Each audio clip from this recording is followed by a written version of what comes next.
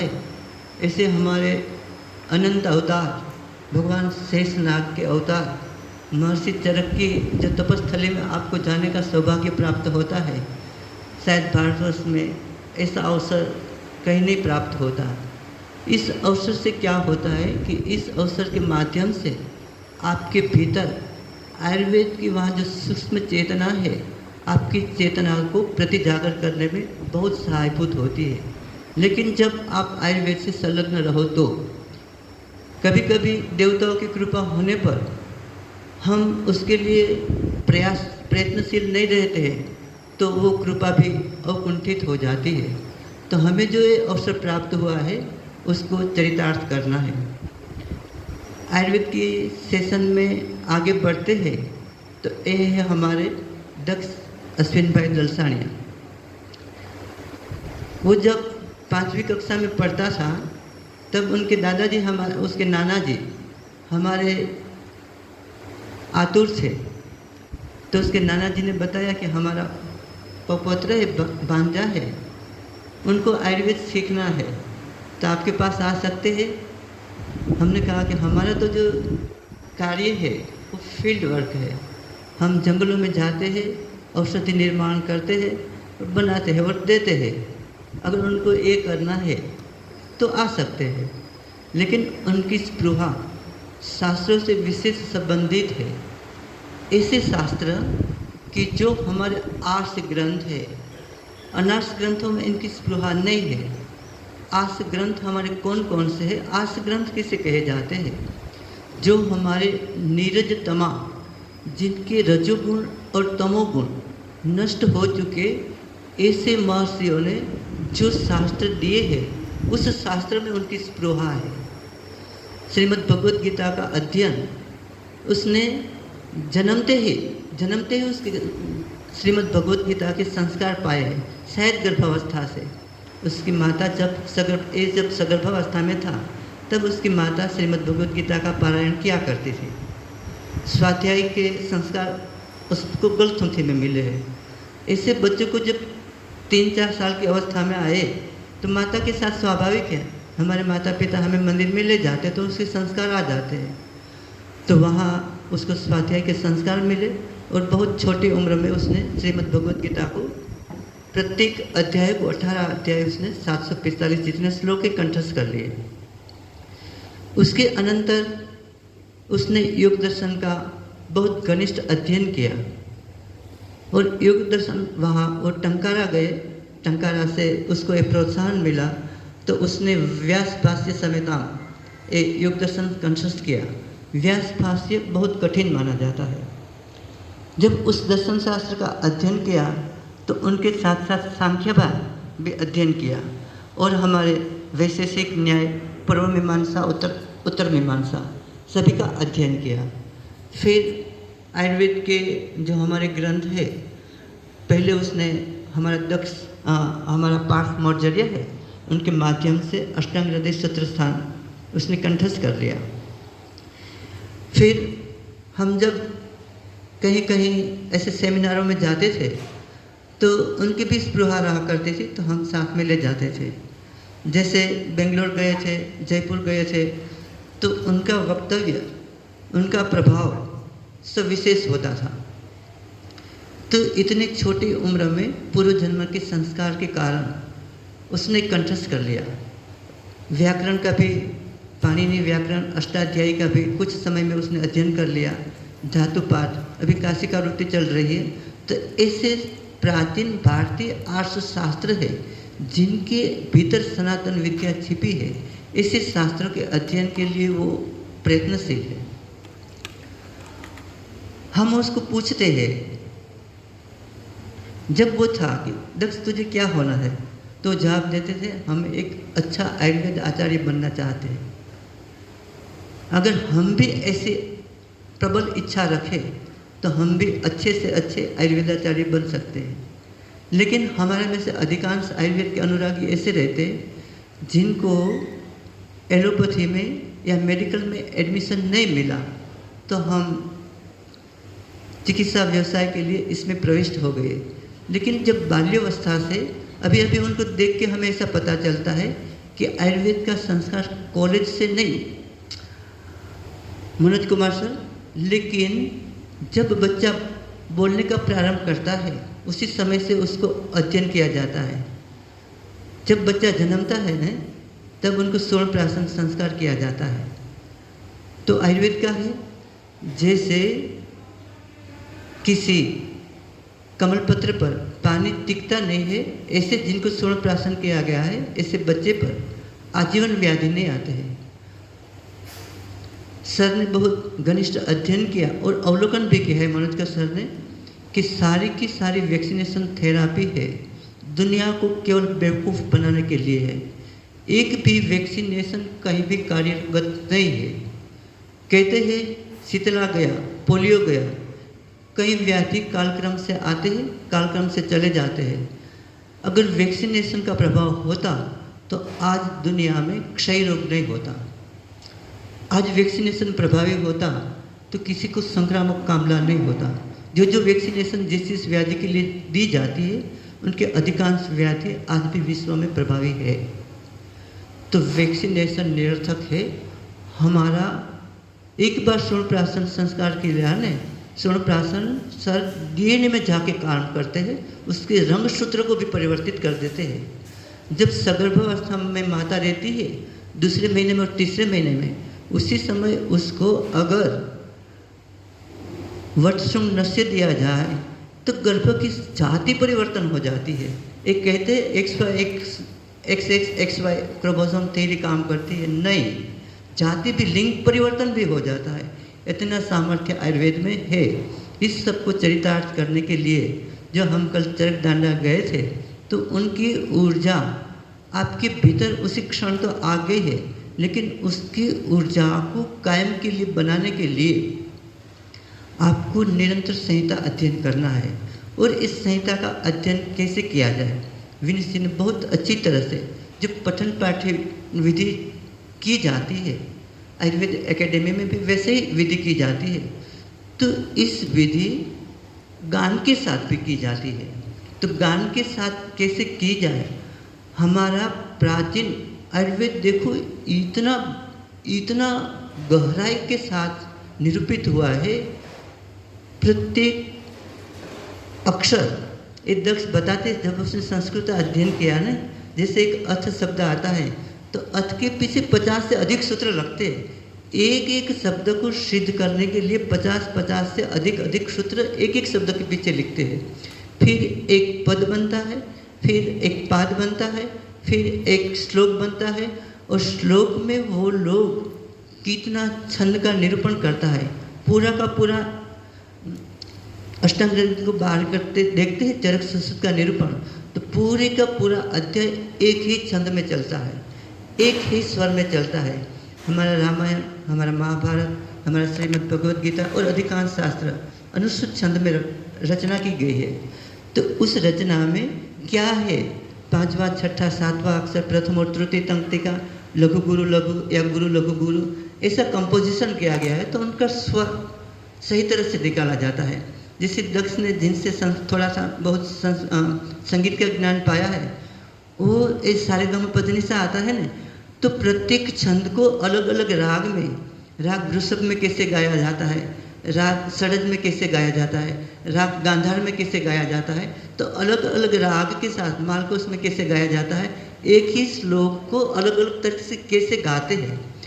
तो उसका कुछ आपको एक दक्ष है बताते हैं। पहले हम चरक संहिता से प्रारंभ करते हैं, तो गान के साथ, कल जो विधि हुई थी ना, पठन पाठन की विधि हुई थी, आज गान के साथ बताते हैं। हमारे अधिकांश शास्त्र वीणा पर गाए हुए हैं, तंतुवाद्य से सही ध्वनि निकलता है। तो दक्ष हमें हारमोनियम के साथ अपामार्ग तंदुली अध्याय, कल हमने पहला अध्याय देखा था दीर्घम जीविती अध्याय, आज एक गान के साथ हमें सुनाता है अपामार्ग तंदुली अध्याय।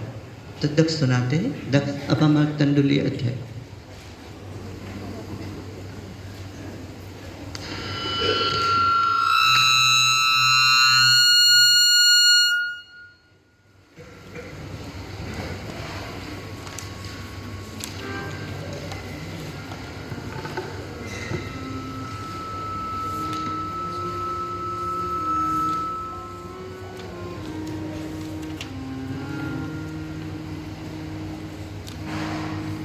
अथ चरकऋषिप्रणीता चरकसंहिता तत्र सूत्रस्थानं द्वितीयोऽध्यायः।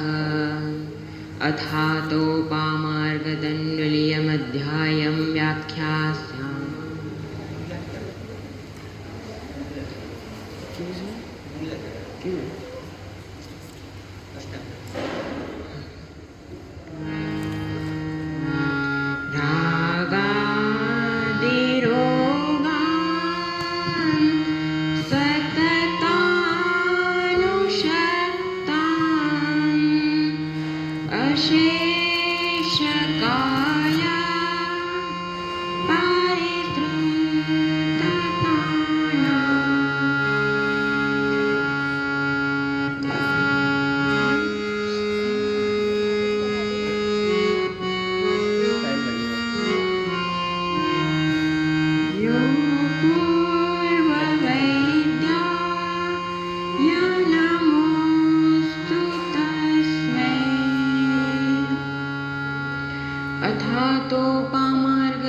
अथातोपामार्गदण्डलीयमध्यायं व्याख्यास्यामः।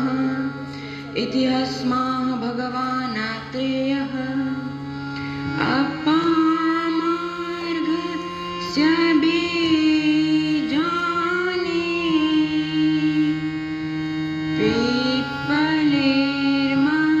पिप्पलेर्मरीचानि च विडङ्गान्यथ शीघ्रोणि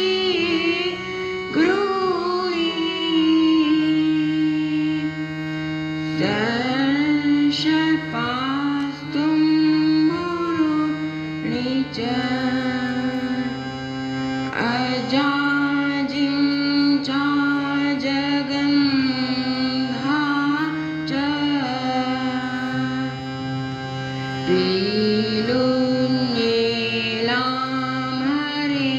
पीलुन्येलामरेणुकां पृथ्वीकां सुरसां श्वेतां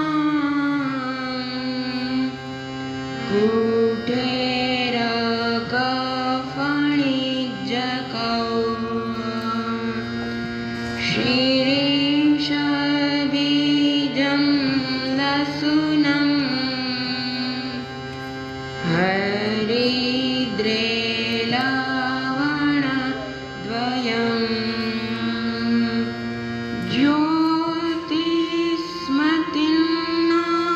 ज्योतिस्मतिर्नागरं च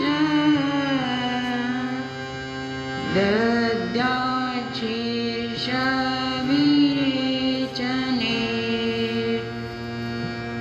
गौरवे शिरससूले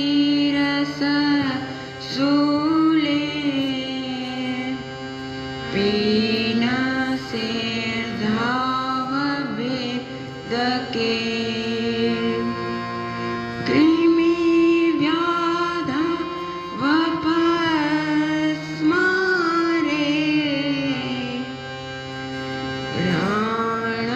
प्राणनाशे प्रमोहके मदनं मधुकं निम्बं जीमूतं क्रीतवेदनं पिप्पलीकुटजे क्ष्वाकु नीलां धामार्गवाणि च उपस्थिते श्लेष्मपीते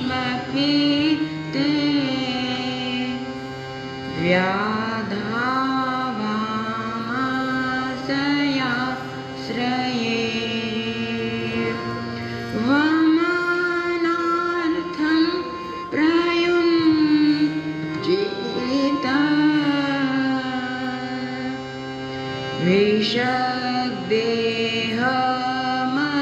विषग्देहमधुशयं द्रिवृतां त्रिफलां दन्तिं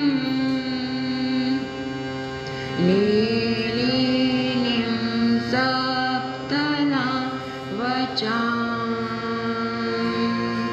विडम्बान्यथ शीघ्रूणि निर्द्यानि धूपधारय पाटलां चाग्निमन्थं च बिल्वं शोणाकमेव च काश्मर्यं शालपर्णी च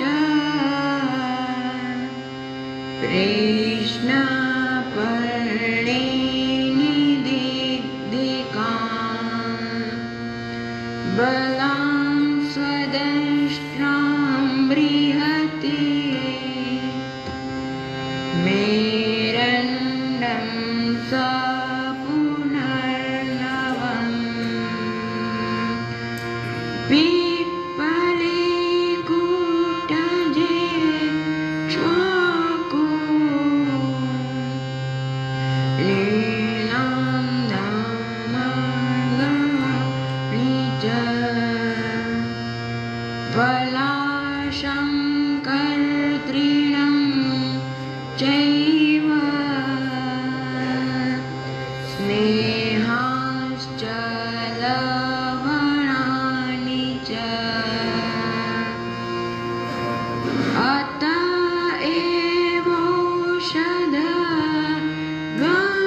एवौषधगणान् सङ्कल्प्य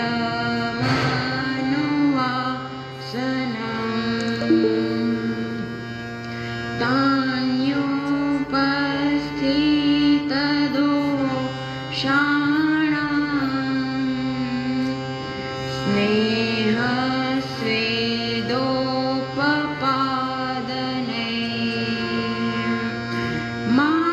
मात्राकाल जरायुक्ते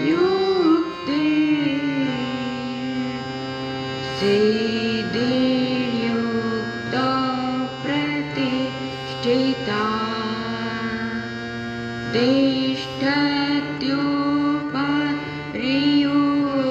तिष्ठत्युपरियुक्तेज्यो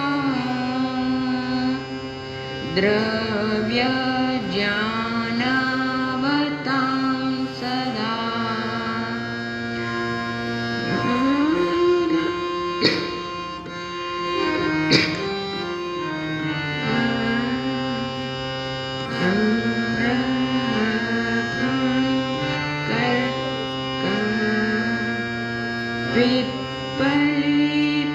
पिप्पली मूला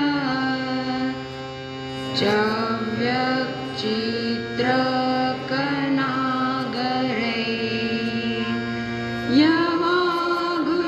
यवागुर्दीपनि यस्यान् शूलग्निचोपसादिता ददित्थ बिल्वचाङ्गिरी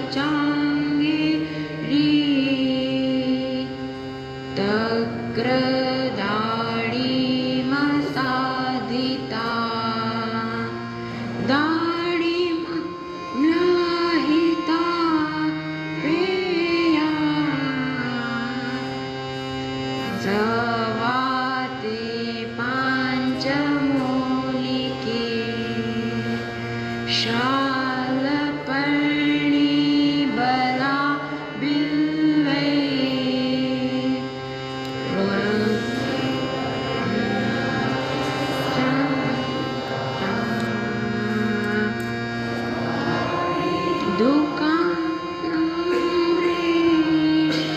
दुकानं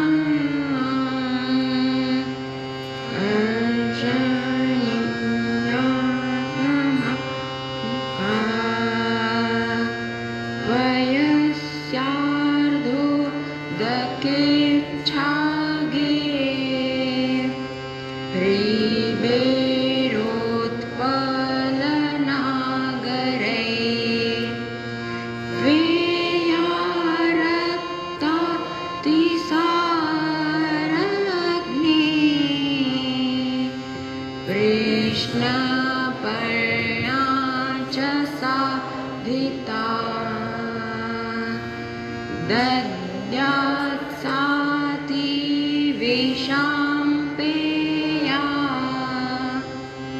सामे साम्लासनागरां स्वदष्ट्रा कण्टकारिभ्यां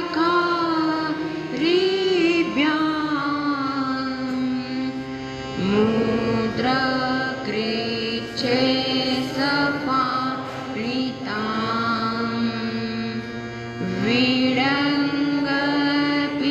विडङ्गपिप्पली मूला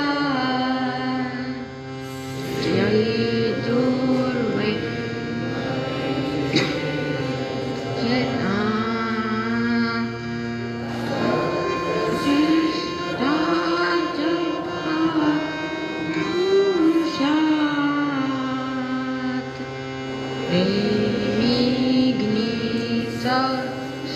सुवर्चिका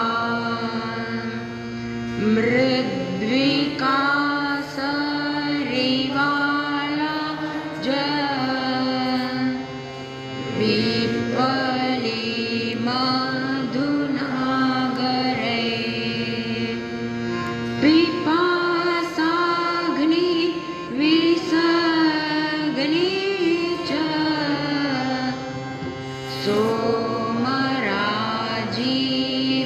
सोमराजीविपाचिता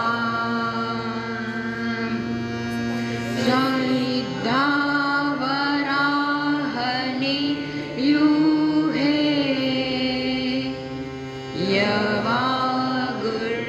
यवागुर्ब्रह्मणि मता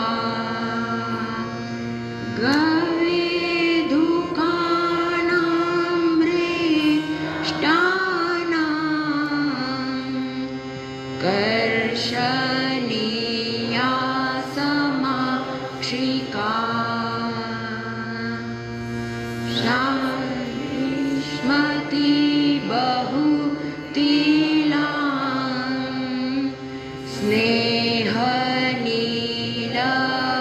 स्नेहनीलवणान्विता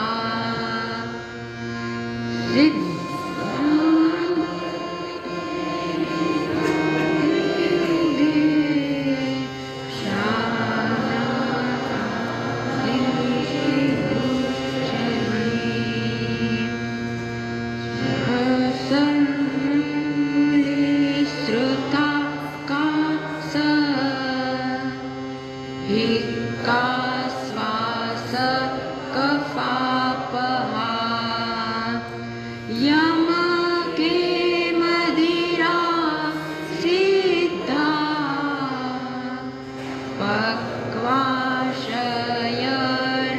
पक्वाशयरुजापहा शाकेर्मासे तिलेर्मासे सिद्धावर्चो निरस्यति जम्वाम्रास्थि दधिथाम्ल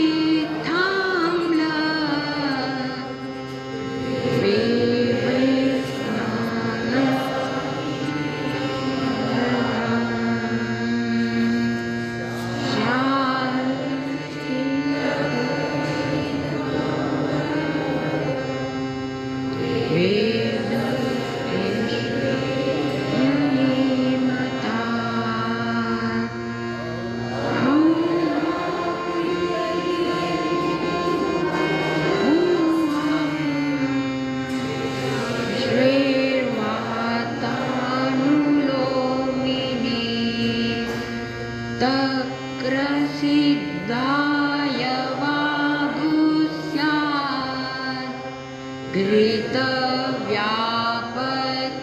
घृतव्यापत्तिनाशिनी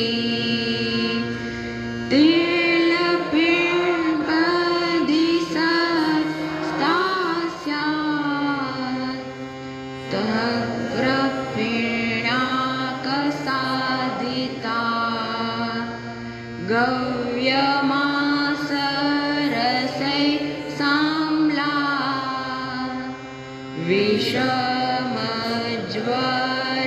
विषमज्वरनाशिनी कण्ठायवानां यमके विपल्यामालके श्रुता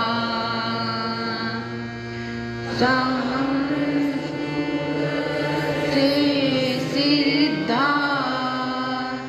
रेतो